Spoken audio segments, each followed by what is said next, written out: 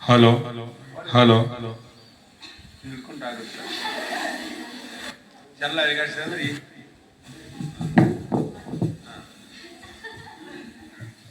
Hello ವೇದಿಕೆ ಮೇಲೆ ಆಸೀನರಾಗಿರ್ತಕ್ಕಂಥ ಎಲ್ಲ ಗುರುಗಳಿಗೂ ಹಾಗೂ ಗುರುಮಾತೆಯರಿಗೂ ಮತ್ತು ವೇದಿಕೆ ಮುಂಭಾಗದಲ್ಲಿ ನಡೆದಿರ್ತಕ್ಕಂಥ ಎಲ್ಲ ವಿದ್ಯಾರ್ಥಿಗಳಿಗೂ, ನನ್ನ ಸಹೋದರಿಯರಿಗೂ, ನನ್ನ ಸಹಪಾಠಿಗಳಿಗೂ ನನ್ನ ಹೃತ್ಪೂರ್ವಕವಾದಂಥ ಅನಂತ ಅನಂತ ಕೋಟಿ ನಮಸ್ಕಾರಗಳನ್ನ ತಿಳಿಸ್ತಾ ನನ್ನ ಮಾತುಗಳನ್ನ ಮುಂದುವರಿಸ್ತಾ ಇದ್ದೇನೆ. ಮೊದಲನೇದಾಗಿ ಎಲ್ರಿಗೂ ಕೂಡ ಕರ್ನಾಟಕ ರಾಜ್ಯೋತ್ಸವದ ಹಾರ್ದಿಕ ಶುಭಾಶಯಗಳನ್ನು ಕೋರ್ತೇನೆ. ಕಲಿಯೋಕೆ 101 ಭಾಷೆ ಆದ್ರೆ ಆಡೋಕೆ ಒಂದೇ ಒಂದು, ಅದು ನಮ್ಮ ಕನ್ನಡ. ಕನ್ನಡ ಕಸ್ತೂರಿ ಕನ್ನಡ ಅಂತ ಹೇಳ್ತಾ ನನ್ನ ಮಾತುಗಳನ್ನ ಮುಂದುವರಿಸ್ತಾ ಇದ್ದೇನೆ. ನನ್ನ ಹಿರಿಯ ಹಾಗೂ ಕಿರಿಯ ವಾಗ್ಮಿಗಳ ದಯೆ ಮತ್ತು ಪಾದ ಪದ್ಮಗಳು ನನ್ನ ಮಸ್ತಕದ ಮೇಲೆ ಇರಲಿ ಅಂತ ಹೇಳ್ತಾ, ನೋಡಿ, ಮೊದಲೇದಾಗಿ ನಾವು ಕನ್ನಡದ ಬಗ್ಗೆ ತಿಳ್ಕೊಳ್ತೀವಿ, ಕರ್ನಾಟಕದ ಬಗ್ಗೆ ತಿಳ್ಕೊಳ್ತೀವಿ. ಆದ್ರೆ ಮೊದಲೇದಾಗಿ ನಾವು ತಿಳ್ಕೊಳ್ಬೇಕಾಗಿರೋದು ಕರ್ನಾಟಕದ ಮಾತೆ ಬಗ್ಗೆ ಅಂತ. ನೋಡ್ರಿ, ಕನ್ನಡದ ಮಾತೆ ಅಂತ ತಗೊಂಡಾಗ ನಾವು ಮೊದಲಿಗೆ ನೆನಪು ಭುವನೇಶ್ವರಿ ದೇವಿ ಅಂತ ಹೇಳ್ತೇವೆ. ಹಾಗಾದ್ರೆ ಭುವನೇಶ್ವರಿ ದೇವಿ ಯಾರು? ಈಕೆ ಯಾರು? ಹಾಗಾದ್ರೆ ಈಕೆಯನ್ನೇ ನಮ್ಮ ಕನ್ನಡದ ನಾಡದೇವತೆಯಾಗಿ ನಾವ್ ಯಾಕೆ ಮಾಡ್ಕೊಂಡ್ವಿ ಅಂತ ನೋಡೋದಾದ್ರೆ, ಭುವನೇಶ್ವರಿ ಈ ಹೆಸರಲ್ಲೇ ಇದೆ. ಭುವನ ಅಂದ್ರೆ ಏನು? ಭುವನ ಅಂದ್ರೆ ಇಡೀ ಭೂಮಂಡಲ ಅಂತ ಕರಿತೀವಿ. ಈಶ್ವರಿ ಅಂದ್ರೆ ಒಡತಿ ಅಂತ ಹೇಳ್ತೀವಿ. ಭುವನೇಶ್ವರಿ ಅಂತಂದ್ರೆ ಭುವನ ಮತ್ತು ಈಶ್ವರಿ ಅಂದ್ರೆ ಇಡೀ ಭೂಮಂಡಲಕ್ಕೆ ಆಕೆ ಒಡತಿ ಎಂದರ್ಥ. ಆಕೆಯನ್ನ ನಮ್ಮ ಕನ್ನಡದ ನಾಡದೇವತೆಯಾಗಿ ನಾವ್ ಯಾಕೆ ಮಾಡ್ಕೊಂಡ್ವಿ ಅಂತಂದ್ರೆ, ನಮ್ಮ ಕರ್ನಾಟಕ ರಾಜ್ಯವನ್ನ ಆಳಿರ್ತಕ್ಕಂಥ ಎಲ್ಲಾ ರಾಜವಂಶಸ್ಥರು ಕೂಡ, ಹೊಯ್ಸಳರಾಗಿರ್ಬೋದು, ಕದಂಬರಾಗಿರ್ಬೋದು, ಗಂಗರಾಗಿರ್ಬೋದು, ಚಾಲುಕ್ಯರಾಗಿರ್ಬೋದು, ರಾಷ್ಟ್ರಕೂಟರಾಗಿರ್ಬೋದು, ಹಕ್ಕಬುಕ್ಕರಾಗಿರ್ಬೋದು, ಹೀಗೆ ಹಲವಾರು ರಾಜವಂಶಸ್ಥರು ಕರ್ನಾಟಕ ಮಾತೆಯನ್ನಾಗಿ ತಾಯಿ ಭುವನೇಶ್ವರಿ ದೇವಿಯನ್ನೇ ಆರಾಧನೆ ಮಾಡಿದ್ದಕ್ಕಾಗಿ, ಆಕೆಯನ್ನೇ ಪೂಜೆ ಮಾಡಿದ್ದಕ್ಕಾಗಿ ಇವತ್ತು ನಾವು ಕನ್ನಡದ ನಾಡದೇವತೆಯಾಗಿ ಭುವನೇಶ್ವರಿ ದೇವಿಯನ್ನ ಆರಾಧನೆ ಮಾಡ್ತೀವಿ, ಆಕೆಯನ್ನ ಪೂಜೆ ಮಾಡ್ತೀವಿ ಅಂತ. ನೋಡಿ, ಇವತ್ತು ವಿಶ್ವದಲ್ಲಿ ಯಾವುದಾದರೂ ಒಂದು ಭಾಷೆಗೆ ದೇವತೆಯನ್ನ ಆಕಾರವನ್ನ ಕೊಟ್ಟು ಅವಳಿಗೆ ಸೀರೆಯನ್ನ ಉಡಿಸಿ, ಮಲ್ಲಿಗೆಯನ್ನ ಮೂಡಿಸಿ, ಅರ್ಶನವನ್ನಿಟ್ಟು, ಕುಂಕುಮವನ್ನಿಟ್ಟು ಭುವನೇಶ್ವರಿ ದೇವಿ ಅಂತ ಕರ್ಪೂರ ಹಚ್ಚಿ ಪೂಜೆ ಮಾಡ್ತಕ್ಕಂಥ ಯಾವುದಾದರೂ ಜನಾಂಗ, ಯಾವುದಾದರೂ ಒಂದು ನಾಡಿದ್ರೆ ಅದು ನಮ್ಮ ಕರ್ನಾಟಕ ನಾಡು ಅಂತ ಇವತ್ತು ನಾವು ಹೆಮ್ಮೆಯಿಂದ ಹೇಳ್ಕೊಳ್ಬಹುದು ಅಂತ ಹೆಮ್ಮೆಯಿಂದ ಹೇಳ್ಕೊಳ್ಬಹುದು ಅಂತ. ನೋಡಿ, ಅಂಥ ಭುವನೇಶ್ವರಿ ದೇವಿಗೆ ಇವತ್ತು 8ನೇ ತರಗತಿಯ ಪಠ್ಯ ಪುಸ್ತಕದಲ್ಲಿ ನಾವು ಓದ್ತೀವಿ. ಈ ರಾಷ್ಟ್ರಕವಿಗಳಾಗಿರ್ತಕ್ಕಂತಹ ಗೋವಿಂದಪ್ಪಯ್ಯವ್ರು ಹೇಳ್ತಾರೆ, ಅಂತ ತಾಯಿ ಭುವನೇಶ್ವರಿ ದೇವಿಗೆ ಅವ್ರು ಏನ್ ಮಾಡ್ತಾರೆ ಅಂತಂದ್ರೆ, ಒಂದು ಇಚ್ಛೆಯನ್ನ ಏನ್ ಮಾಡ್ತಾರೆ ಅಂತಂದ್ರೆ ಹೇಳ್ತಾರೆ. ಅವ್ರು ಏನು, ತಾಯಿ ಬಾರ ಮೊಗವತೋರ ಕನ್ನಡಿಗರ ಮಾತೆಯೇ, ಹರಸು ತಾಯಿ ಸುತರಕ್ಕಾಗಿ ನಮ್ಮ ಜನ್ಮದಾತೆಯೇ, ನಮ್ಮ ತಪ್ಪ ನೆನಿತು ತಾಳ್ವೆ ಅಕ್ಕರೆಯಿಂದೆಮ್ಮ ನಾಳ್ವೆ, ನೀನೇ ಕಣ ನಮ್ಮ ಬಾಳ್ವೆ, ನಿನ್ನ ಮರಿಯಲೆಂಬೆವು ತನು ಕನ್ನಡ ಮನ ಕನ್ನಡ, ನಿನ್ನ ಮರಿಯಲೆಂಬೆವು ಅಂತ ಆ ಒಂದು ಗೋವಿಂದಪ್ಪಯ್ಯವ್ರು ಏನ್ ಮಾಡ್ತಾರೆ ಅಂತಂದ್ರೆ ತಾಯಿ ಭುವನೇಶ್ವರಿ ಹತ್ರ ಆರಾಧನೆ ಮಾಡ್ತಾರೆ ಅಂತ ಹೇಳ್ಬೋದು. ನೋಡಿ, ಅಷ್ಟೇ ಅಲ್ಲದೆ ಇವತ್ತು ನಾವು ಹೇಳ್ತೀವಿ ನಮ್ಮ ಕರ್ನಾಟಕ ನಾಡು ಎಂತದ್ದು ಅಂತಂದ್ರೆ ಸದ್ಧರ್ಮ ಶೌರ್ಯ ಪರಾಕ್ರಮಗಳ ನಾಡೆಂದೇ ಹೆಸರುವಾಸಿ ಆಗಿರ್ತಕ್ಕಂಥ ಏಕೈಕ ನಾಡು ಯಾವುದಾದ್ರೂ ಇದ್ರೆ ಅದು ನಮ್ಮ ಕರೆನಾಡು, ನಮ್ಮ ಒಂದು ಗಂಧದ ಬೀಡು ಅನ್ನೋದ್ರಲ್ಲಿ ಅನುಮಾನ ಇಲ್ಲ ಅಂತ. ನೋಡಿ, ನಾವೆಲ್ಲ ತಿಳ್ಕೊಳ್ತೀವಿ. ಹಾಗಾದ್ರೆ ಕನ್ನಡ ಅಂದ್ರೆ ಏನು ಅಂತ ತಿಳ್ಕೊಳ್ಬೇಕು. ಏನು ಕನ್ನಡ ಅಂದ್ರೆ? ಕನ್ನಡ ಕ ಅಂದ್ರೆ ಕಠಿಣ, ನ ಅಂದ್ರೆ ನಡುಗೆಯಲ್ಲೂ, ಢ ಅಂದ್ರೆ ಢಮರುವಿನಂತೆ ಸದ್ದು ಮಾಡಿ ಎದ್ದು ನಿಲ್ತಕ್ಕಂಥ ಭಾಷೆ ಯಾವುದಾದ್ರೂ ಇದ್ರೆ ಅದು ನಮ್ಮ ಕನ್ನಡ ಭಾಷೆ ಅಂತ. ನೋಡಿ, ಅಂಥ ಭಾಷೆ ಅಂತ ನೋಡೋದಾದ್ರೆ ಹೇಳ್ತಾರೆ, ಕರ್ನಾಟಕ ಅನ್ನೋದು, ಕನ್ನಡ ಅನ್ನೋದು ಕೇವಲ ಹೆಸರಲ್ಲ, ಅದು ಮಂತ್ರ ಕಣ, ಶಕ್ತಿ ಕಣ, ತಾಯಿ ಕಣ, ಅದು ದೇವಿ ಕಣ. ಈ ದಿಸೆಯಲ್ಲಿ ಕುವೆಂಪುರೊಂದು ಮಾತು ಹೇಳ್ತಾರಂತೆ, ಏನು ಅಂದ್ರೆ, ನೀ ಮೆಟ್ಟುವ ನೆಲ ಅದೇ ಕರ್ನಾಟಕ, ನೀನೇರುವ ಮಲೆ ಸಹ್ಯಾದ್ರಿ, ನೀ ಮುಟ್ಟುವ ಮರ ಶ್ರೀಗಂಧದ ಮರ, ನೀ ಕುಡಿಯುವ ನೀರೇ ಕಾವೇರಿ ಅಂತ ಕುವೆಂಪು ಅವರು ಮೊದಲ ಜ್ಞಾನಪೀಠ ಪ್ರಶಸ್ತಿ ಪುರಸ್ಕೃತರಾಗಿರ್ತಕ್ಕಂಥ ಕುವೆಂಪು ಈ ಮಾತು ಹೇಳ್ತಾರೆ ಅಂತ. ನೋಡಿ, ಅಷ್ಟೇ ಅಲ್ಲದೆ ನಮ್ಮ ಕನ್ನಡ ಅಂತ ತಗೊಂಡಾಗ ಹೇಳುತ್ತಾರೆ, ನಮ್ಮ ಕನ್ನಡ ಅಂದ್ರೆ ನಾವು ಕನ್ನಡ ಭಾಷೆ ಅತ್ಯುನ್ನತವಾದಂತಹ ವಿಶೇಷವಾದಂತಹ ಭಾಷೆ ಅಂತ ಹೇಳುತ್ತೀವಿ. ಆದ್ರೆ ಮೊದಲು ಕನ್ನಡ ಹುಟ್ಟಿದ್ ಯಾವಾಗ, ಅಥವಾ ಕನ್ನಡಿಗರು ಯಾರು ಮೊದಲು ಅಂತ ನೋಡೋದಾದ್ರೆ, ನಾವು ಪೌರಾಣಿಕವಾಗಿ ನೋಡೋದಾದ್ರೆ ಬರೀ ಇತಿಹಾಸ ಅಷ್ಟೇ ಅಲ್ಲ, ಪೌರಾಣಿಕವಾಗಿ ನೋಡೋದಾದ್ರೂ ಕೂಡ ಪುರಾಣಗಳಲ್ಲಿ ಹೇಳುತ್ತಾರೆ. ಎಲ್ಲರೂ ಕೂಡ ಈ ಒಂದು ಕತೆ ನಾವು ಕೇಳೇ ಇರ್ತೀವಿ. ಏನು ಅಂತಂದ್ರೆ, ಯಾವಾಗ ದಕ್ಷ ಬ್ರಹ್ಮ ಯಾಗ ನಡೀತಾ ಇರುತ್ತೆ, ಅದಕ್ಕೆ ಏನ್ ಮಾಡಿರಲ್ಲ ಅಂದ್ರೆ ಶಿವ ಪಾರ್ವತಿ ಅವರಿಗೆ ಆಹ್ವಾನ ಕೊಟ್ಟಿರಲ್ಲ. ಅದಕ್ಕೋಸ್ಕರ ಪಾರ್ವತಿ ಏನ್ ಮಾಡ್ತಾಳೆ ಅಂತಂದ್ರೆ, ಶಿವನ್ ಮೇಲೆ ಕೋಪವನ್ನು ಮಾಡ್ಕೊಂಡು, ನೀ ಬರ್ಲಿಲ್ಲ ಅಂದ್ರೂ ಪರವಾಗಿಲ್ಲ, ನಾನು ಹೋಗ್ತೀನಿ ಆ ಯಾಗ. ಏನ್ ಮಾಡ್ತಾಳೆ ಅಂತಂದ್ರೆ ಪಾರ್ವತಿ ಏನ್ ಮಾಡ್ತಾಳೆ, ತನ್ನ ಗಂಡನನ್ನ ತ್ಯಜಿಸಿ ಆ ದಕ್ಷ ಬ್ರಹ್ಮ ಯಾಗಕ್ಕೆ ಹೋಗ್ತಾಳಂತೆ. ಅವಾಗ ಅಲ್ಲಿ ಏನ್ ಮಾಡ್ತಾರೆ ಅಂದ್ರೆ ಶಿವನಿಂದನೇನ್ ಮಾಡ್ತಾರೆ ಅಂದ್ರೆ ಶಿವನಿಗೆ ಬೈತಾರೆ, ಶಿವನಿಗೆ ಅವಮಾನವನ್ನು ಮಾಡ್ತಾರೆ. ಅದಕ್ಕೋಸ್ಕರ ಶಿವನಿಂದನೆಯನ್ನ ತಾಳಲಾರದೆ ಪಾರ್ವತಿಯು ಅಗ್ನಿ ಆಹುತಿ ಆಗ್ತಾಳೆ ಅನ್ನೋ ಒಂದು ಕತೆ ನಮ್ಗೆಲ್ರಿಗೂ ಗೊತ್ತು. ಆ ಒಂದು ಸಂಗತಿಯನ್ನ ಕೇಳಿರ್ತಕ್ಕಂಥ ಶಿವ ಏನು ಅಂದ್ರೆ, ಆ ಒಂದು ದಕ್ಷ ಬ್ರಹ್ಮ ಯಾಗ ಎಲ್ಲಿ ನಡೀತಾ ಇರುತ್ತೆ ಅಲ್ಲಿ ಬರ್ತಾನಂತೆ. ಬಂದಾಗ ಕೋಪಿಸ್ಕೊಂಡು ತನ್ನ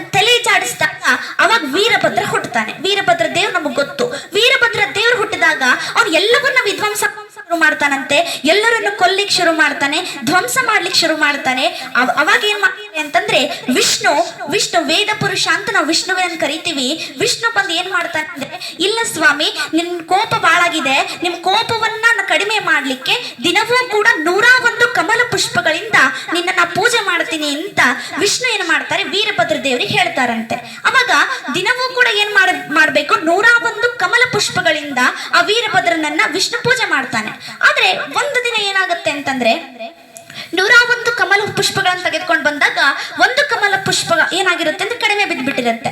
ಅವಾಗ ಏನ್ ಮಾಡ್ತಾನೆ ಅಂತಂದ್ರೆ, 101 ಕಮಲ ಪುಷ್ಪಗಳನ್ನು ಏರಿಸುವಲ್ಲಿ ಒಂದು ಹೂ ಕಡಿಮೆ ಬಿದ್ದಾಗ ತನ್ನ ಕಣ್ಣನ್ನೇ ಕಮಲಿಗೆ ಹೋಲಿಸಿ ನನ್ನ ಕಣ್ಣನ್ನೇ ಕಿತ್ತಿಡ್ತೀನಿ ಅಂತ ಕಣ್ಣನ್ನ ಕಿತ್ತು ವೀರಭದ್ರನ ಅಡಿಗಿಡ್ತಾನೆ. ಯಾರು ವೀರಭದ್ರನ ಅಡಿಗಿಡ್ತಾರಲ್ಲ ಅವನೇ ಮೊದಲ ಕನ್ನಡಿಗ ಅಂತ. ಕಣ್ಣನ್ನ ಕಿತ್ತು ಅಡಿಗಿಟ್ಟಿಸ್ಕೊಂಡವನೇ ಅವನು ಮೊದಲ ಕನ್ನಡಿಗ ಅಂತ ನಮ್ಮ ಒಂದು ಇತಿಹಾಸದಲ್ಲಿ ಏನಾಗುತ್ತೆ ಅಂದ್ರೆ ಒಂದು ಪ್ರತೀತಿ ಇದೆ ಅಂತ. ಅಂದ್ರೆ ಮೊದಲ ಕನ್ನಡಿಗ ಅಂತ ನಾವು ಯಾರನ್ನು ಕರಿತೀವಿ ಅಂದ್ರೆ ವೀರಭದ್ರ ದೇವನನ್ನ ನಾವು ಮೊದಲ ಕನ್ನಡಿಗ ಅಂತ ಕರಿತೀವಿ ಅಂತ. ನೋಡಿ, ಅಷ್ಟೇ ಅಲ್ಲದೆ ನಾವು ಹೇಳ್ತೀವಿ ನಮ್ಮ ಕನ್ನಡ ಭಾಷೆ ಹಾಗಿದೆ, ನಮ್ಮ ಕನ್ನಡದ ಮೂಲಾಕ್ಷರಗಳು ಅಂತ ತಗೊಂಡಾಗ ಇದನ್ನ ಬಹಳ ಸತಿ ನಾನು ಏನು ಅಂತಂದ್ರೆ, ಕನ್ನಡದ ಮೂಲಾಕ್ಷರಗಳಲ್ಲಿ ಮೂರು ವಿಭಾಗಗಳು ಬರ್ತವೆ, 3 ಭಾಗಗಳು ಬರ್ತವೆ. ಮೊದಲನೇದಾಗಿ ಸ್ವರಾಕ್ಷರಗಳು, ವ್ಯಂಜನಾಕ್ಷರಗಳು, ಯೋಗವಾಹಕಗಳು ಅಂತ ನಾವು ಹೇಳ್ತೀವಿ. ಇದನ್ನ ನಾನು ಹೇಳೋದೇನ್ ಬೇಡ, ಎಲ್ರಿಗೂ ಕೂಡ ಗೊತ್ತು. ಸ್ವರಾಕ್ಷರಗಳು ಅಂದ್ರೆ ಹೊಟ್ಟೆಲಿರೋ ಸ್ವರನ ಹೊರಗೆ ಹಾಕಿದಾಗ ಅಕ್ಷರಗಳು ನಿರ್ಮಾಣವಾಗ್ತವೆ ಅಂತ. ನೋಡಿ, ನಮ್ಮ ಕನ್ನಡ ನಿನ್ನ ಮೊನ್ನೆ ಹುಟ್ಟಿದ್ದಲ್ಲ ಅಂತ. ಯಾವುದೋ 400 ವರ್ಷ 500 ವರ್ಷ ಇತಿಹಾಸವನ್ನು ಹೊಂದಿರತಕ್ಕಂಥ ಭಾಷೆನೇ ಅಷ್ಟು ಮೆರೆದಾಡ್ತಿರುವಾಗ 2500ಕ್ಕೂ ಹೆಚ್ಚು ಇತಿಹಾಸವನ್ನ ಹೊಂದಿರತಕ್ಕಂಥ ನಮ್ಮ ಕನ್ನಡ ಭಾಷೆ, ನಾವು ಕನ್ನಡಿಗರು ಎಷ್ಟು ಹೆಮ್ಮೆ ಪಡಬೇಕು ಅಂತ. ನೋಡಿ, ಹೇಳ್ತಾರೆ ನಮ್ಮ ಕನ್ನಡ ನಿನ್ನೆ ಮೊನ್ನೆ ಹುಟ್ಟಿದ್ದಲ್ಲ, ಶಿವ ಪಾರ್ವತಿಯವರು ಇದ್ದಿದ್ದ ಕಾಲದಲ್ಲೇ ನಮ್ಮ ಕನ್ನಡ ಹುಟ್ಟಿತ್ತು ಅಂತ ಹೇಳುತ್ತಾರೆ. ನೋಡಿ, ಹೇಳುತ್ತಾರೆ ಶಿವನ ಡಮರುವಿನಿಂದ ಬಂದಂತಹ ಶಬ್ದಗಳನ್ನ ಪಾಣಿನಿ ಹನುಮಂತ ಎಂಬ ವಿದ್ವಾಂಸ ಅವುಗಳನ್ನ ಆಧರಿಸಿ ಸ್ವರಾಕ್ಷರಗಳನ್ನ ನಿರ್ಮಾಣ ಮಾಡಿದ್ದ ಅಂತ. ನೋಡಿ, ಸ್ವರಾಕ್ಷರಗಳು ಹುಟ್ಟಿತ್ತು ನಿನ್ನೆ ಮೊನ್ನೆ ಅಲ್ಲ, ಶಿವ ಪಾರ್ವತಿಯವರು ಇದ್ದಿದ್ದ ಕಾಲದಲ್ಲೇ ನಮ್ಮ ಕನ್ನಡ ಹುಟ್ಟಿತ್ತು ಅಂತ. ವ್ಯಂಜನಾಕ್ಷರಗಳು ಅಂತ ತಗೊಂಡಾಗ ಎಲ್ರಿಗೂ ಕೂಡ ಗೊತ್ತು, ನಾವು ಹೊಟ್ಟೆಲಿರುವ ಉಸಿರನ್ನು ಹೊರಗೆ ಹಾಕುವಾಗ ಕಂಠದ ಆಳದಲ್ಲಿ ನಾವು ಉಸಿರನ್ನ ತಡೆ ಹಿಡ್ಕೊಂಡಾಗ ಖ ಗ ಗ ಗ ङ ಆಗುತ್ತೆ. ಇವುಗಳಿಗೆ ಕಂಠವ್ಯ ಅಂತ ನಾವು ಕರಿತೀವಿ. ನೋಡಿ, ನಾಲ್ಗೆ ತುದಿಯನ್ನ ಮುಂಭಾಗಕ್ಕೆ ಒತ್ತಿ ಅಲ್ಲೇನಾದ್ರೂ ನಮ್ಮ ಉಸಿರನ್ನ ತಡೆ ಹೇಳಿದ್ರೆ ಚ ಚ ಜ ಜ ಜ್ಞ ಆಗುತ್ತೆ. ಇವುಗಳಿಗೆ ತಾಲವ್ಯ ಅಂತ ಕರೀತಾರೆ. ನಾಲಿಗೆಯನ್ನ ಹೊರಳಿಸಿ ತುದಿಯ ಒಳಭಾಗಕ್ಕೆ ಹೊಡೆದು ಅಲ್ಲೇನಾದ್ರೂ ಉಸಿರು ತಡೆದ್ರೆ ಟ ಟ ಡ ಡಣ್ಣ ಆಗುತ್ತೆ. ಇಂಥ ಅಕ್ಷರಗಳನ್ನ ಮೂರ್ಧನ್ಯ ಅಂತ ಕರೀತಾರೆ. ಹಲ್ಲಿನ ಸಹಾಯದಿಂದ ನಮ್ಮ ನಾಲ್ಗೆಯ ತುದಿಯನ್ನ ಹಲ್ಲಿಗೆ ಬಡಿದು ಅಲ್ಲೇನಾದ್ರೂ ಉಸಿರು ತಡೆ ಹೇಳಿದ್ರೆ ತ ತ ದ ದನ್ನ ಆಗುತ್ತೆ. ಇಂಥ ಅಕ್ಷರಗಳಿಗೆ ದಂತವ್ಯ ಅಂತ ಕರಿತೀವಿ.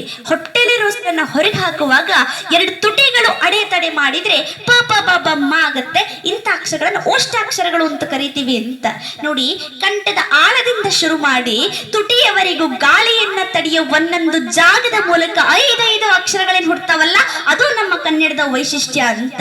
ಓದಿದ್ದನ್ನ ಬರೆಯುವಂತಹ, ಬರೆದಿದ್ದನ್ನ ಓದುವಂತಹ, ಮಾತನಾಡಿದ್ದನ್ನ ಬರೆಯುವಂತಹ ಸಾಮರ್ಥ್ಯ ಇರೋ ಭಾಷೆ ನಮ್ಮ ಕನ್ನಡ ಅಂತ ಇವತ್ತು ನಾವು ಹೆಮ್ಮೆಯಿಂದ ಹೇಳ್ಕೊಳ್ಬಹುದು ಅಂತ.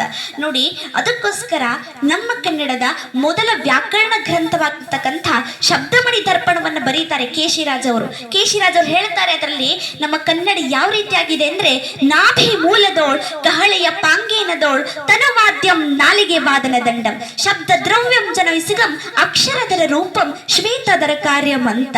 ಇದರ ಅರ್ಥ ಏನು ಅಂತ ನೋಡೋದಾದ್ರೆ ಹೇಳ್ತಾರೆ, ನಾಭಿ ಮೂಲದೋಳ್ ಅಂದ್ರೆ ಹೊಕ್ಕಳಿನಿಂದ ನಮ್ಮ ಕನ್ನಡ ಅಕ್ಷರ ಶುರುವಾಗಿ ಕಹಳೆಯ ಪಾಂಗಿನದೋಳ್ ಅಂದ್ರೆ ಕಹಳೆ ಆಕಾರದಲ್ಲಿದ್ದು ಹೊರಹೊಮ್ಮಿ ತನುವಾದ್ಯಂ ನಾಲಿಗೆ ವಾದನ ದಂಡಂ ಇಡೀ ದೇಹವೇ ಅದಕ್ಕೆ ವಾದ್ಯ. ನಾಲಿಗೆ ಅನ್ನೋದು ತಮಟೆ ಆಕಾರದಲ್ಲಿ ಬಳಸಲ್ಪಡುತ್ತೆ ಅಂತ. ಶಬ್ದ ದ್ರವ್ಯಂ ಜನವಿಸಿಗಂ ಅಕ್ಷರದರ ರೂಪಂ ಶ್ವೇತದರ ಕಾರ್ಯಂ ಅಂತ ಹೇಳ್ತಾರೆ. ಇದರ ಅರ್ಥ ಶಬ್ದ ಅನ್ನೋದಲ್ಲಿ ಹುಟ್ಟುತ್ತೆ, ಅದರ ಮೂಲ ರೂಪ ಅಕ್ಷರ ಆಗಿರುತ್ತೆ. ನಮ್ಮ ಕನ್ನಡವನ್ನ ಮಾತನಾಡಿದಾಗ ಬೆಳಕನ್ನ ಚೆಲ್ಲದ ರೀತಿ ಆಗುತ್ತೆ ಅಂತ ವ್ಯಾಕರಣ ತಜ್ಞ ಕೇಶಿರಾಜ್ ಅವರು ಶಬ್ದಮಣಿ ದರ್ಪಣ ಅಂತಕ್ಕಂಥ ಗ್ರಂಥದಲ್ಲಿ ಬರೀತಾರೆ ಅಂತ. ನೋಡಿ, ಅದಷ್ಟೇ ಅಲ್ಲದೆ ನಾವು ಹೇಳ್ತೀವಿ ಕನ್ನಡ ಇಷ್ಟು ವೈಶಿಷ್ಟ್ಯವಾದಂತಹ ಆಗಿದ್ರು ಕೂಡ ನಾವ್ ಯಾಕೆ ಬೇರೆ ಭಾಷೆಗೆ ವ್ಯಾಮೋಹಿತರಾಗ್ತಾ ಇದ್ದೀವಿ? ನೋಡಿ, ಇವತ್ತು ಪ್ರಪಂಚದಲ್ಲಿ ಇರ್ತಕ್ಕಂಥ ಎಲ್ಲಾ ಜ್ಞಾನವನ್ನ ತನ್ನಲ್ಲೇ ಬಚ್ಚಿಡ್ಕೊಂಡು ಲಿಂಕ್ ಲ್ಯಾಂಗ್ವೇಜ್ ಆಗಿ ಮೆರೆದಾಡ್ತಿರ್ತಕ್ಕಂಥ ಇಂಗ್ಲಿಷ್ಗಾಗ್ಲಿ ಮತ್ತು ಭಾರತದ ಹೆಚ್ಚಾಗಿ ಬಳಸುವಂತ ಹಿಂದಿಗಾಗ್ಲಿ ಭಾಷೆಗಾಗ್ಲಿ ತನ್ನದೇ ಆದಂತ ಒಂದು ಸ್ವಂತ ಲಿಪಿ ಇಲ್ಲ ಅಂತ.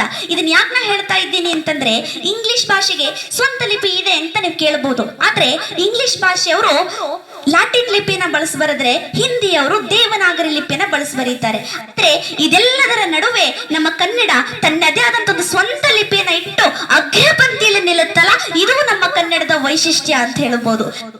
ಅದಷ್ಟೇ ಅಲ್ಲ, ಹೇಳ್ತಾರೆ ಕನ್ನಡದ ವೈಶಿಷ್ಟ್ಯವನ್ನ. ಇವತ್ತು ಬಹಳಷ್ಟು ಜನ ವಿದ್ಯಾರ್ಥಿಗಳು ನಾವಿಲ್ಲಿ ಕೂತಿದ್ದೀವಿ, ಎಷ್ಟು ಜನ ತಮ್ಮ ತಾಯಿಗೆ ಅಮ್ಮ ಅಂತ ಕರೀತೀರಿ? ಬಹಳಷ್ಟು ಜನ ಏನ್ ಮಾಡ್ತೀರಿ ಅಂತಂದ್ರೆ, ತಮ್ಮ ತಾಯಿಗೆ ಮಮ್ಮಿ ಅಂತ ಕರೀತೀರಿ. ಇವತ್ತು ಯಾವುದೋ ಒಂದು ಮಗು ತಮ್ಮ ತಂದೆ ತಾಯಿ ಹತ್ರ ಹೋಗಿ ಅಮ್ಮ ಅಪ್ಪ ಅಂತ ಕನ್ನಡದಾಗ ಕರೆದಾಗ, how many times I told you say mummy daddy ಅಂತಕ್ಕಂಥ ಬಹಳಷ್ಟು ಜನ ಪಾಲಕರ ನಾವು ನೋಡಿದ್ದೀವಿ, ಬಹಳಷ್ಟು ಜನ ಪೋಷಕರ ನಾವು ನೋಡಿದ್ದೀವಿ.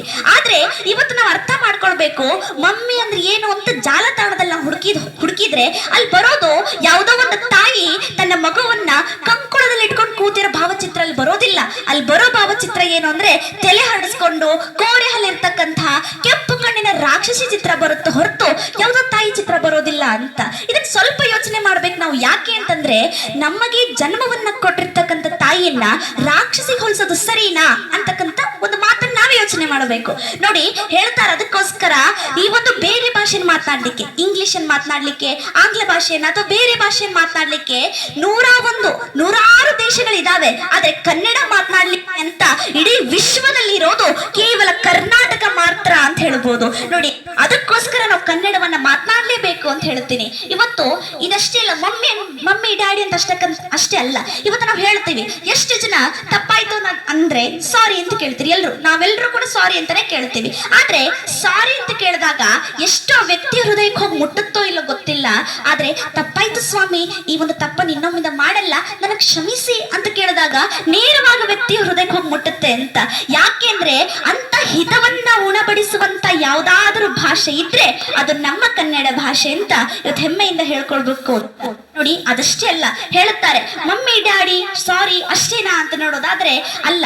ಬಹಳ ನಾವೇನ್ ಮಾಡ್ತಾ ಇದ್ದೀವಿ ಅಂದ್ರೆ ಆಂಗ್ಲ ಭಾಷೆಗೆ ವ್ಯಾಮೋಹಿತರಾಗ್ತಾ ಇದ್ದೀವಿ. ಆದ್ರೆ ಅದು ತಪ್ಪು ಅಂತ. ಕೇವಲ ಅದೇ ಅಷ್ಟೇ ಅಲ್ಲ, ನಾವು ಕರ್ನಾಟಕದ ಕರುನಾಡಲ್ಲಿ ಇಟ್ಕೊಂಡು ಕನ್ನಡವನ್ನ ಬೆಳೆಸೋದ್ರಲ್ಲಿ ನಾವು ಎತ್ತಿದ ಕೈ ಅಂತ. ನೋಡಿ, ಕರ್ನಾಟಕದ ವೈಶಿಷ್ಟ್ಯವನ್ನು ಹೇಳ್ತಾ ಹೋದ್ರೆ ದಿನಾನೇ ಸಾಲೋದಿಲ್ಲ ಅಂತ. ಇವತ್ತು ನಾವು ಓದ್ತೀವಿ ಕರ್ನಾಟಕ ಅಂತ. ಆ ಕರ್ನಾಟಕದಲ್ಲಿ ಎಷ್ಟು ನದಿಗಳು ಹರಿತಾವೆ ಅಂತಂದ್ರೆ, ಇವತ್ತು ನಾವು ಹೇಳ್ತೀವಿ ಭಾರತದಲ್ಲಿ 100 ನದಿಗಳು ಹರಿತಾವೆ ಅಂತ. ಆದ್ರೆ ಆ 100 ನದಿಗಳಲ್ಲಿ ಬಹಳ ನದಿಗಳಿರೋದು ನಮ್ಮ ಕರ್ನಾಟಕದ್ದು ಅಂತ ಇವತ್ತು ನಾವು ಹೆಮ್ಮೆಯಿಂದ ಹೇಳ್ಕೊಳ್ಳುವಂತ ಸಂದರ್ಭ. ನೋಡಿ, ನಾವು ಕರ್ನಾಟಕದಲ್ಲಿ ಎಷ್ಟು ನದಿಗಳು ಹರಿತಾವೆ ಅಂತ ಸ್ವಲ್ಪ ಯೋಚನೆ ಮಾಡಿದಾಗ ಹೇಳ್ತಾರೆ, ಕಾವೇರಿ, ಕೃಷ್ಣ, ತುಂಗಭದ್ರ, ಕಾಳಿಂದಿ, ಅಘನಾಶಿನಿ, ತುಂಗ, ಭದ್ರಾ, ಶರಾವತಿ, ಘಟಪ್ರಭಾ, ಮಲಪ್ರಭಾ, ಕಬಿನಿ, ಪಾಲಾರ್, ಪೆನ್ನಾರ್, ನೇತ್ರಾವತಿ, ಅರ್ಕಾವತಿ, ಭೀಮಾ, ಕುಮಾರಧಾರ, ವರದಾ, ಶಿಂಷಾ, ಮಾಂಡವಿ, ಸೌಪರ್ಣಿಕಾ, ಮಾರ್ಕಂಡೇಯ, ಹಿರಣ್ಯಕೇಶಿ, ವರಾಹಿ, ಹಾರಂಗಿ, ಕುಮುದ್ವತಿ, ಗುರುಪುರ ನದಿ, ಶಾಂಭವಿ, ಕಪಿಲ, ಸುವರ್ಣವತಿ, ಯಗಿಚಾ ನದಿ, ಚಕ್ರಾ ನದಿ, ಕಾಗಿನಾ ನದಿ, ಮಂಜಿರ ನದಿ, ಲಕ್ಷ್ಮಣ ತೀರ್ಥ, ಹೀಗೆ ಹಲವಾರು ನದಿಗಳು ಹರಿತಕ್ಕಂಥದ್ದು ನಮ್ಮ ಕರ್ನಾಟಕ ಅಂತ ಇವತ್ತು ನಾವು ಹೆಮ್ಮೆಯಿಂದ ಹೇಳ್ಕೊಳ್ಬೇಕು ಅಂತ. ನೋಡಿ, ಅಷ್ಟೇ ಅಲ್ಲ, ಹೇಳುತ್ತಾರೆ ನಾವು ಬಹಳಷ್ಟು ಕವಿಗಳಿದ್ದೀವಿ. ಯಾಕೆಂದ್ರೆ ಕರ್ನಾಟಕದಲ್ಲಿ 8 ಜನ ಜ್ಞಾನಪೀಠ ಪ್ರಶಸ್ತಿ ಪುರಸ್ಕೃತರು ಮತ್ತು 10 ಜನ ಕರ್ನಾಟಕ ರತ್ನ ಪ್ರಶಸ್ತಿ ಪುರಸ್ಕೃತರು ಇದ್ದಾರೆ ಅಂತ. ನೋಡಿ, ಅಂತ ಜ್ಞಾನಪೀಠ ಪ್ರಶಸ್ತಿ ಪುರಸ್ಕೃತರಾಗಿರ್ತಕ್ಕಂಥ ದತ್ತಾತ್ರೇಯ ಬೇಂದ್ರೆ ಅಂತಾನೆ ಹೆಸರುವಾಸಿಯಾಗಿರ್ತಕ್ಕಂಥ, ಅದಷ್ಟೇ ಅಲ್ಲದೆ ಶಬ್ದ ಬ್ರಹ್ಮ ಅಂತಾನೆ ಕನ್ನಡದಲ್ಲಿ ಹೆಸರುವಾಸಿಯಾಗಿರ್ತಕ್ಕಂಥ ದರಾ ಬೇಂದ್ರೆ ಅವರು ಒಂದು ಹಾಡನ್ನು ಬರೀತಾರೆ. ಅವ್ರ ಹಾಡನ್ನ ನಾವೆಲ್ಲರೂ ಓದ್ತೀವಿ, ಅವ್ರ ಹಾಡನ್ನ ನಾವೆಲ್ಲರೂ ಕೇಳುತ್ತೀವಿ. ಅವ್ರು ಎಷ್ಟು ಪ್ರಸಿದ್ಧವಾದಂತ ಹಾಡು ಅಂದ್ರೆ, ಬಾರೋ ಸಾಧನ ಕೇರಿಗೆ ಮರಳಿ ನಿನ್ನ ಊರಿಗೆ ಅಂತಕ್ಕಂಥ ಹಾಡನ್ನ ನಾವೆಲ್ಲರೂ ಕೇಳಿದ್ದೀವಿ. ಆದ್ರೆ ಆ ಹಾಡು ಚೆನ್ನಾಗಿದೆ, ನಾವು ಕೇಳಿಸ್ಕೊಂಡ್ವಿ, ಆನಂದಿಸಿದ್ವಿ, ಅಷ್ಟೇ ಅಲ್ಲ, ಅವ್ರು ಎಂಥ ಸಂದರ್ಭದಲ್ಲಿ ಆ ಹಾಡನ್ನು ಬರೀತಾರೆ ಅಂತಂದ್ರೆ, ತಿನ್ಲಿಕ್ಕೆ ಅನ್ನ ಇಲ್ಲ, ಮಾಡ್ಲಿಕ್ಕೆ ಕೆಲಸ ಇಲ್ಲ, ಅಂತ ಒಂದು ದುಃಖದ ಪರಿಸ್ಥಿತಿಯಲ್ಲಿ ಕೂಡ ಅವ್ರು ಅಷ್ಟು ಅರ್ಥಗರ್ಭಿತವಾದಂತ ಹಾಡನ್ನು ಬರೀತಾರಲ್ಲ. ಕೇವಲ ಇದಷ್ಟೇ ಅಲ್ಲ, ತನ್ನ ಮಗನ ಶವ ಸತ್ತು ಮುಂದೆ ಬಿದ್ದಿದೆ ಅಂದ್ರೆ, ಮಗ ಸತ್ತು ಬಿದ್ದಿದ್ದಾನೆ ಮುಂದೆ, ಅದನ್ನ ನೋಡಿ ಅಳ್ತಾ ಕೂತಿದ್ದಾಳೆ ಅವ್ರ ತಾಯಿ. ತನ್ನ ಹೆಂಡತಿ ತನ್ನ ಗಂಡನ ಮುಖವನ್ನು ನೋಡಿದಾಗ ಅವಾಗ ದರಾ ಬೇಂದ್ರೆ ಹೇಳ್ತಾರಂತೆ, ನೀ ಹಿಂಗ ನೋಡಬ್ಯಾಡ ನನ್ನ, ನೀ ಹಿಂಗ ನೋಡಿದರೆ ನನ್ನ, ತಿರುಗಿ ನಾ ಹೆಂಗ ನೋಡಲೇ ನಿನ್ನ ಅಂತಕ್ಕಂಥ ಹಾಡು ನಮ್ಗೆಲ್ರಿಗೂ ಗೊತ್ತು. ಅಷ್ಟು ದುಃಖದ ಪರಿಸ್ಥಿತಿಯಲ್ಲಿ ಇದ್ದಾಗ್ಲೂ ಕೂಡ ಅವ್ರು ಇಷ್ಟು ಅರ್ಥಗರ್ಭಿತವಾದಂತ ಹಾಡನ್ನು ಬರೀತಾರಲ್ಲ. ಇದು ಸಾಧ್ಯ ಇರೋದು ಕೇವಲ ನಮ್ಮ ಕರ್ನಾಟಕ ಮಣ್ಣಲ್ಲಿ ಹುಟ್ಟಿರ್ತಕ್ಕಂಥ ಕವಿಗಳಿಗೆ ಮಾತ್ರ ಸಾಧ್ಯ ಅನ್ನೋದ್ರಲ್ಲಿ ಅನುಮಾನ ಇಲ್ಲ ಬಂಧುಗಳೇ ಇವತ್ತು ಅಂತ ನೋಡಿ. ಅದಷ್ಟೇ ಅಲ್ಲದೆ ಇವತ್ತು ನಾವು ಮಹಾರಾಷ್ಟ್ರಕ್ಕೆ ಹೋದ್ರೆ ಮರಾಠಿ ಕಲಿಯೋದು ಅನಿವಾರ್ಯ, ತಮಿಳ್ನಾಡಿಗೆ ಹೋದ್ರೆ ತಮಿಳ್ ಕಲಿಯೋದು ಅನಿವಾರ್ಯ, ಇವತ್ತು ನಾವು ಆಂಧ್ರ ಪ್ರದೇಶಿಗೆ ಹೋದ್ರೆ ತೆಲುಗು ಕಲಿಯೋದು ಅನಿವಾರ್ಯ. ಆದ್ರೆ ಇವತ್ತು ಬೇರೆ ರಾಜ್ಯದವರು ಅಥವಾ ಬೇರೆ ದೇಶದವರು ನಮ್ಮ ಕರ್ನಾಟಕಕ್ಕೆ ಬಂದ್ರೆ ಅವ್ರಿಗೆ ಕನ್ನಡ ಕಲಿಯೋದು ಅನಿವಾರ್ಯನೇ ಇಲ್ಲ ಅಂತ. ಯಾಕೆ ಇದನ್ನ ಹೇಳ್ತಾ ಇದ್ದೀನಿ ಅಂದ್ರೆ ಇವತ್ತು ಮಹಾರಾಷ್ಟ್ರದಲ್ಲಿ ಮರಾಠಿ ಮಾತನಾಡಿದ್ರೆ ಮಾತ್ರ ಅವ್ರಿಗೆ ಬೆಲೆ ಸಿಗುತ್ತೆ, ಅವ್ರಿಗೆ ವ್ಯವಹಾರ ಮಾಡ್ಲಿಕ್ಕೆ ಅವ್ರಿಗೆ ಅನುಕೂಲ ಆಗುತ್ತೆ, ಜೀವಿಸ್ಲಿಕ್ಕೆ ಅವ್ರಿಗೊಂದು ವಸತಿ ಮಾಡ್ಲಿಕ್ಕೆ ಒಂದು ಜಾಗ ಸಿಗುತ್ತೆ. ಆದ್ರೆ ನಮ್ಮ ಕರ್ನಾಟಕಕ್ಕೆ ಬೇರೆ ಬೇರೆ ದೇಶದವ್ರು ನಮ್ಮ ಕರ್ನಾಟಕದಲ್ಲಿದ್ದಾರೆ, ಬೇರೆ ರಾಜ್ಯದವ್ರು ನಮ್ಮ ಕರ್ನಾಟಕದಲ್ಲಿದ್ದಾರೆ, ಆದ್ರೆ ಕನ್ನಡವನ್ನ ಮಾತಾಡೋದು ಅನಿವಾರ್ಯತೆ ಇಲ್ಲ. ಯಾಕೆ ಇದನ್ನ ಹೇಳ್ತಾ ಇದ್ದೀನಿ ಅಂದ್ರೆ ಒಬ್ಬ ಸೊಪ್ಪು ಮಾರುವವನು ಕೂಡ ಎಷ್ಟೋ ಭಾಷೆಗಳಲ್ಲಿ ಮಾತನಾಡ್ತಾನೆ. ಕರ್ನಾಟಕದಲ್ಲಿ ಇರೋನು ಹಿಂದಿ ಬೇಕಾ, ತೆಲುಗು ಬೇಕಾ, ತಮಿಳು ಬೇಕಾ, ಎಲ್ಲಾ ಭಾಷೆಯಲ್ಲಿ ಆ ಸೊಪ್ಪು ಮಾರೋನು ಮಾತಾಡ್ತಾನೆ ಅಂದ್ರೆ ಇವತ್ತು ನಾವು ಯೋಚನೆ ಮಾಡಬೇಕು. ಬೇರೆ ರಾಜ್ಯಗಳಲ್ಲಿ ಅವ್ರ ವಿದ್ಯಾರ್ಥಿಗಳಾಗಿರ್ಬೋದು, ಅಲ್ಲಿ ಕೆಲಸ ಮಾಡ್ತಿರ್ತಕ್ಕಂಥ ನೌಕರರುಗಳಾಗಿರ್ಬೋದು, ಅವ್ರು ಯೋಚನೆ ಮಾಡ್ತಾರೆ ನಮ್ಮ ರಾಜ್ಯದ ಅಥವಾ ನಮ್ಮ ತಾಯಿ ಭಾಷೆ ಆಗಿರ್ತಕ್ಕಂಥ ಯಾವುದೋ ಒಂದು ಭಾಷೆ, ಅವ್ರ ತಾಯಿ ಭಾಷೆ ಮರಾಠಿ ಆಗಿರ್ಬೋದು, ತೆಲುಗು ಆಗಿರ್ಬೋದು, ಆ ಭಾಷೆಯಲ್ಲಿ ಓದಿ ಆ ಭಾಷೆಯಲ್ಲಿ ಅವ್ರ ಕೆಲಸವನ್ನ ತಗೊಂಡು ಆ ಭಾಷೆಯಲ್ಲಿ ಅವ್ರು ಸಾಧನೆ ಮಾಡಿದ್ರೆ ಕೊನೆಗೆ ಅದೇ ಭಾಷೆ ಅವ್ರಿಗೆ ಅನ್ನ ಹಾಕುತ್ತೆ ಅನ್ನೋ ಒಂದು ನಂಬಿಕೆಯಿಂದ ಬೇರೆ ರಾಜ್ಯದವರೆಲ್ಲರೂ ತಮ್ಮ ಮಾತೃ ಭಾಷೆಯನ್ನೇ ಗೌರವಿಸ್ತಾರೆ, ಅದನ್ನೇ ಬಳಸ್ತಾರೆ. ಆದ್ರೆ ನಮ್ಮ ಕರ್ನಾಟಕದವ್ರು ಇವತ್ತೇನ್ ಮಾಡ್ತಾ ಇಲ್ಲ ಅಂತಂದ್ರೆ ಕನ್ನಡವನ್ನು ಮಾತನಾಡ್ತಾ ಇಲ್ಲ. ಇವತ್ತು ಯಾರು ಇಂಗ್ಲಿಷ್ ಅನ್ನ ಆಂಗ್ಲ ಭಾಷೆನ ಚೆನ್ನಾಗಿ ಮಾತನಾಡ್ತಾರೋ ಅವರೇ ಇವತ್ತೇನು ಅಂದ್ರೆ ಅವ್ರ ಜ್ಞಾನವಂತರು, ಬುದ್ಧಿವಂತರು ಅಂತಕ್ಕಂಥ ಒಂದು ಸಮಯ ಬಂದಿದೆ ಅಂತ. ಇವತ್ತು ಆಂಗ್ಲ ಭಾಷೆನೋ ಬೇರೆ ಯಾವುದೋ ಭಾಷೆನೋ, ಹಿಂದಿ ಆಗಿರ್ಬೋದು, ನಾ ಯಾವುದೇ ಭಾಷೆ ವಿರೋಧಿ ಅಲ್ಲ, ಕನ್ನಡದ ವೈಶಿಷ್ಟ್ಯವನ್ನ ಹೇಳ್ತಾ ಇದ್ದೀನಿ. ಇವತ್ತು ನಮ್ಮ ಜ್ಞಾನವನ್ನ ಅಳೆಯುವಂತ ಸಾಧನ ಬೇರೆ ಭಾಷೆಗಳಾಗಬಾರ್ದು ಅಂತ ಹೇಳ್ತಾ ಇದ್ದೀನಿ. ಇವತ್ತು ನೋಡಿ, ನಮ್ಮ ಕನ್ನಡ ಭಾಷೆ ನಮ್ಮೆಲ್ಲರ ಅಮ್ಮನ ಭಾಷೆ ಆಗಿದೆ. ಮಾತೃಭಾಷೆ ಹೌದು, ತಾಯಿ ಭಾಷೆ ಹೌದು, ಅಮ್ಮನ ಭಾಷೆ ಹೌದು ಕನ್ನಡ. ಆದ್ರೆ ಅನ್ನದ ಭಾಷೆ ಆಗೋದು ಯಾವಾಗ ಅಂತ. ಇವತ್ತು ನಮ್ಮ ಕನ್ನಡ ಭಾಷೆ ಅನ್ನದ ಭಾಷೆ ಆಗೋದ್ ಕಡೆ ಇವತ್ತು ಏನಾಗ್ಬೇಕು ಅಂದ್ರೆ ನಮ್ಮ ಕನ್ನಡ ಸಾಗಬೇಕು ಅಂತ. ಇವತ್ತು ಯಾಕೆ ಇದನ್ನ ಹೇಳ್ತಾ ಇದ್ದೀನಿ ಅಂತಂದ್ರೆ ಬಹಳಷ್ಟು ನಾವು ಯೋಚನೆ ಮಾಡ್ತೀವಿ. ಕನ್ನಡ ಜಗತ್ತಲ್ಲಿ ಇವತ್ತು ಬೇರೆ ಭಾಷೆಗಳನ್ನ ನಾವು ನೋಡಿದ್ದೀವಿ. ಎಷ್ಟೋ ಭಾಷೆಗಳನ್ನ ಬಳಸದೇ ಇಲ್ಲದೆ ಕಾರಣ ಅವೇನಾಗ್ಬಿಟ್ಟಿದೆ ಅಂದ್ರೆ ಅಳದು ಹೋಗ್ಬಿಟ್ಟಿದಾವೆ. ಅಂತ ಅಳೆಯುವಂತಹ ಭಾಷಣ ನಮ್ ಕನ್ನಡನೂ ಆಗಬಾರ್ದು ಅಂತ ಕನ್ನಡವನ್ನ ಸಮರ್ಥವಾಗಿ ಬಳಸೋಣ ನಾವು ಅಂತ ಹೇಳ್ತೇನೆ. ಕೇವಲ ಅದಷ್ಟೇ ಅಲ್ಲದೆ ಇವತ್ತು ನಾವು ಹೇಳ್ತೀವಿ ಕನ್ನಡದ ಉಳಿಕೆಯ ಬಗ್ಗೆ ಸ್ವಲ್ಪ ನಾವು ಯೋಚನೆ ಮಾಡ್ತಾ ಹೋದ್ರೆ ನಮ್ಮವರು ಹೇಳ್ತಾರೆ ಅವಾಗ ಸೈಕಲಿಗೆ ತುಳಿಗಾಲು ಅಂತ ಕರೆದಿದ್ರೆ ಇವತ್ತು ನಾವು ಸೈಕಲಿಗೆ ತುಳಿಗಾಲು ಅಂತಾನೆ ಕರಿತಾ ಇದ್ವಿ. ಅವತ್ತವರು ಆಂಬ್ಯುಲೆನ್ಸ್ಗೆ ಮತ್ತು ಬಂಡಿ ಅಂತ ಕರೆದಿದ್ರೆ ಇವತ್ತು ನಾವು ಆಂಬ್ಯುಲೆನ್ಸ್ಗೆ ಮತ್ತು ಬಂಡಿ ಅಂತಾನೆ ಕರಿತಾ ಇದ್ವಿ. ಅವತ್ತವ್ರು ಬಸ್ಸಿಗೆ ಮಂದಿ ಬಂಡಿ ಅಂತ ಕರೆದಿದ್ರೆ ಇವತ್ತು ನಾವು ಬಸ್ಸಿಗೆ ಮಂದಿ ಬಂಡಿ ಅಂತಾನೆ ಕರಿತಾ ಇದ್ವಿ. ಅವತ್ತು ಡಾಕ್ಟರ್ಸ್ಗೆ ವೈದ್ಯರಿಗೆ ಮಾಂಜುಗ ಅಂತ ಕರೆದಿದ್ರೆ ಇವತ್ತು ನಾವು ಡಾಕ್ಟರ್ಸ್ಗೆ ಮಾಂಜುಗ ಅಂತಾನೆ ಕರಿತಾ ಇದ್ವಿ. ಅವತ್ತವರು ಲ್ಯಾಪ್ಟಾಪಿಗೆ ತೊಡೆಗಣಕ ಅಂತ ಕರೆದಿದ್ರೆ ಇವತ್ತು ನಾವು ಲ್ಯಾಪ್ಟಾಪಿಗೆ ತೊಡೆಗಣಕ ಅಂತಾನೆ ಕರಿತಾ ಇದ್ವಿ. ಲ್ಯಾಪ್ಟಾಪ್ ಅನ್ನೋ ಅವಶ್ಯಕತೆನೇ ಇರ್ತಾ ಇರ್ಲಿಲ್ಲ ಅಂತ. ನೋಡಿ, ನಾವು ಎಲ್ಲಿವರೆಗೂ ಸಮರ್ಥವಾಗಿ ನಾವು ಕನ್ನಡವನ್ನ ಮಾತನಾಡೋದಿಲ್ವೋ ಅಲ್ಲಿವರೆಗೂ ನಮ್ಮ ಕನ್ನಡ ಬೆಳಿಲಿಕ್ಕೆ ಸಾಧ್ಯ ಇಲ್ಲ, ನಮ್ಮ ಕರ್ನಾಟಕ ಮುಂದೆ ಹೋಗ್ಲಿಕ್ಕೆ ಸಾಧ್ಯ ಇಲ್ಲ ಅಂತ. ಅದಕ್ಕೋಸ್ಕರ ಮೊದಲು ನಮ್ಮ ಕನ್ನಡವನ್ನ ಮಾತನಾಡಬೇಕು ಅಂತ. ಯಾಕೆ ಇದನ್ನ ಹೇಳ್ತಾ ಇದ್ದೇನೆ ಅಂದ್ರೆ ಇವತ್ತು ನಮ್ಮ ತಾಯಿಗೆ ಅಂದ್ರೆ ನಮ್ಮ ಭುವನೇಶ್ವರಿ ದೇವಿಗೆ ಕರ್ನಾಟಕಕ್ಕೆ ಯಾವುದೋ ಒಂದು ಕುತ್ತು ಬಂದಿದೆ, ಯಾವುದೋ ಒಂದು ತೊಂದರೆ ಬಂದಿದೆ ಅಂದ್ರೆ ನಾವು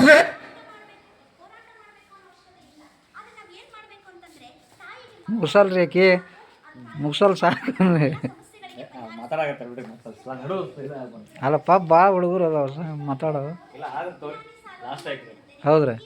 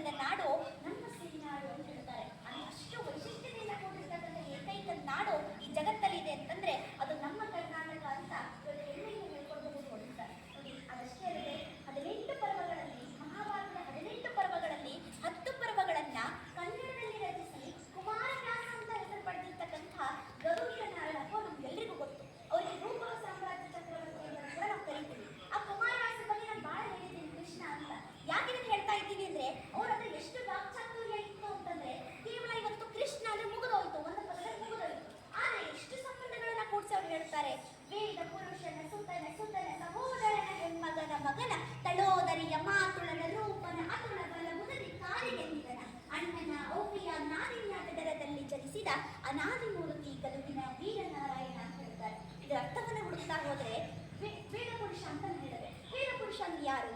ವೇದ ಪುರುಷ ಅಂದ್ರೆ ನಾವು ಯಾರು ಕರೀತೀವಿ? ವಿಷ್ಣುವನ್ನ ಕರೀತೀವಿ. ವಿಷ್ಣುವಿನ ನಾವು ವೇದ ಪುರುಷ ಅಂತ ಕರೀತೀವಿ. ವಿಷ್ಣುವಿನ ಮಗ ಬ್ರಹ್ಮನ ಮಗ ನಾರದ.